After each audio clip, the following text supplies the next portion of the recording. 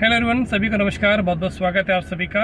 आज मेरा भी एग्ज़ाम था IBPS PO सेकेंड शिफ्ट, ये आपका बाटा चौक फरीदाबाद। ठीक है, तो एग्ज़ाम अच्छा था, बढ़िया लेवल का एग्ज़ाम था। तो एग्ज़ाम के बारे में आपको थोड़ा बहुत बता देते हैं क्या क्या आया था। रीजनिंग की बात करें तो रीजनिंग में आपके 4 पजल आई थी। ठीक है, जिसमें एक आपकी सर्कुलर वाली पजल थी, 7 लोग थे। ठीक है, जिसमें बोला था कि इनसाइड वाले आउटसाइड से ज़्यादा हैं, 4 इनसाइड 3 आपके आउटसाइड आ रहे थे। सबसे बढ़िया जो पजल थी वो थी कैटेगराइजेशन वाली। क्यों भाई? जी जी सर। तो कैटेगराइजेशन वाली पजल में क्या था कि 2 ही लाइन थी। ठीक है, सब दिखने में बहुत छोटी लगी। दिखने में वो छोटी थी। अब मैंने भी देखा उसको, इस पर स्क्रॉल कर रहा हूँ कि भाई उसमें और है क्या।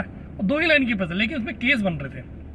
अगर आप हिट कर रहे हैं तो अच्छी बात है, नहीं तो वो छोड़ने वाली पजल कह सकते हैं, बट वही है, थोड़ा केस उसमें बन रहे थे। एक आपका बॉक्स बेस आया था, 6 बॉक्स को अरेंज करना था विद वेरिएबल, डुएबल था, ईजी था। एक आपका आया था day base Monday to Saturday. ठीक है, उसमें भी वेरिएबल था, वो भी डुएबल था। मतलब 3 पजल डुएबल थी। एक में थोड़ा सा अगर आप केस बना लोगे तो बन जाएगा, नहीं तो वो छोड़ भी सकते हो।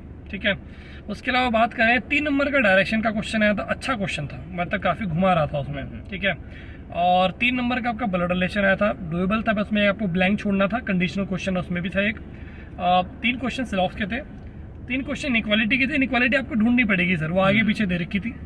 एक क्वेश्चन वर्ड फॉर्मेशन का था। ठीक है, जिसमें रिंग करके कोई वर्ड बन रहा था। एक क्वेश्चन आपका पेयर फॉर्मेशन का था, फॉरवर्ड बैकवर्ड नंबर में दिया हुआ था। और एक क्वेश्चन था आपका ऑड वन आउट।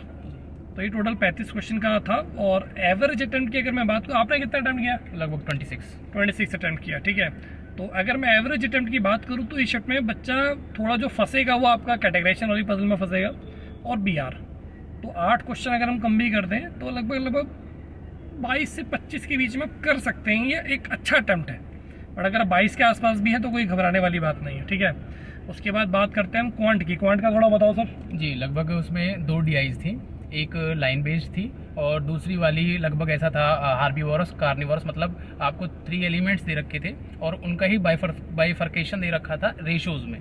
और इसके अलावा लगभग 10 से 11 आपके अर्थमेटिक थे और लगभग 10 नंबर का 5 नंबर का आपका सीरीज जो कि मिसिंग थी और 5 अप्रोक्सीमेशन। ये बताओ, मिसिंग सीरीज में लॉजिक मिल रहे थे? जी जी, लॉजिक ऐसे थे लगभग 64, 23 डिवाइड मल्टीप्लाई, थोड़ा सा कॉम्प्लेक्स था। बाकी हो रहा था। अप्रोक्सीमेशन सबसे इजी, सुपर इजी था। और मिसिंग सीरीज देखो लग रहा है कि हो जाएगी, बट कोशिश करना 5 में से 2 ही हो रही तो 2 ही करो, बहुत ज़्यादा मत पड़ना उसके पीछे, क्योंकि टाइम भागेगा। ठीक है, एक का तो उन्होंने बता दिया हार्बीवोरस वाले DI का। एक जो DI थी वो आपकी ABCD करके 4 विलेज करके कुछ दिए हुए थे। उसमें 3 सेक्टर थे, प्राइमरी, सेकेंडरी एंड टर्शरी। उसमें क्या था, प्राइमरी और सेकेंडरी का डाटा दिया हुआ था, टर्शरी का डाटा निकालना था। कैसे निकालना था? सपोज कीजिए प्राइमरी का डाटा दिया है 40 और सेकेंडरी का दिया 20। जो प्राइमरी का डाटा है ना वो सेकेंडरी और टर्शरी का एवरेज है। तो मतलब 40 का डबल 80, वहाँ 20 दिया तो मतलब 60 वहाँ पर लिखना था। तो ये वाली DI ठीक थी। क्वांट में भी अगर मैं बोलूँ, आपका कितना अटेम्प्ट है क्वांट में? लगभग 17। और भी एक स्टूडेंट और है बाहर, वो भी थोड़ा भी बिजी है, उनका भी लगभग इतना अटेम्प्ट है। तो क्वांट का अगर मैं बोलूँ लेवल अच्छा था। ठीक है, अगर आप इस शिफ्ट की मैं बात कर रहा हूँ, 15 के आसपास अगर आप पहुँच गए तो आपने बहुत अच्छा किया है, क्योंकि सीरीज में बच्चे फंस रहे हैं, एक DI बना पा रहे हैं, दूसरी DI में पहुँच रहे हैं, बाकी अर्थमेटिक का पोर्शन। हाँ, Q1 Q2 भी आया था, 3 क्वेश्चन Q1 Q2 के भी थे, तो वो भी एक अच्छा था। लेकिन वो उसका लेवल काफ़ी बढ़िया था, वो लगभग क्लर्क मेंस लेवल का था, बढ़िया लेवल था। तो मतलब वही है ना, प्री में अगर हम उसको छू रहे हैं तो फिर तो आपको ढूंढना पड़ेगा कि कौन सा क्वेश्चन अपने को करना है ना जी।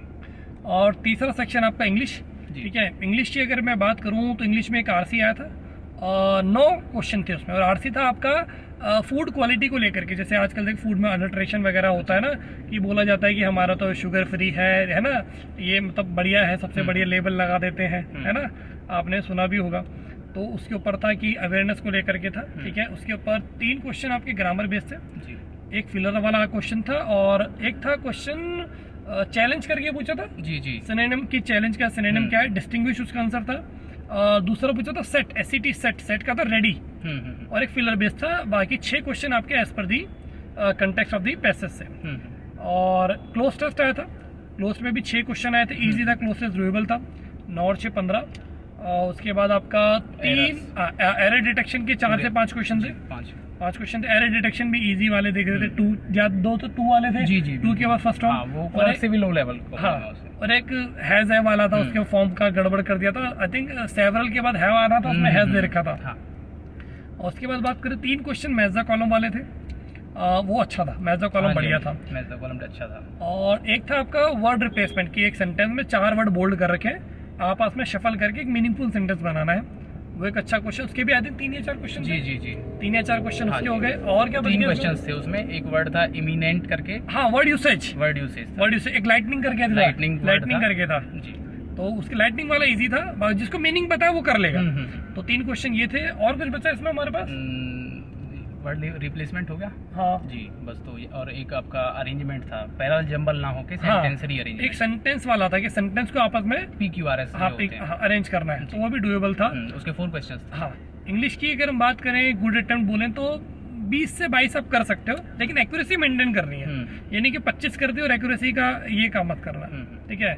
ओवरऑल इस शिफ्ट की मैं बात करूं तो ये देखो हम बिलो लेवल लेके चल रहे हैं। इंग्लिश में 18, क्वांट में 15, 33 और रीजनिंग में 22 से 25, मतलब 55-60 के बीच में अगर आपका अटेम्प्ट है, 55 के आसपास भी है लेकिन एक्यूरेसी है, तो आपका पेपर हो जाएगा, तो कोई दिक्कत वाली बात नहीं है। ये मैं और भी बच्चों से मैंने बात की तो उसके बेस में हम आपको बता रहे हैं, ठीक है। तो जिनका भी अब 3rd और 4th शिफ्ट में एग्जाम है, और तो एग्जाम ओवर हो ही जाएगा, 24 है, ठीक है। तो इसको एनालिसिस को ध्यान से देखिएगा, है ना, सबको शेयर कर दीजिएगा।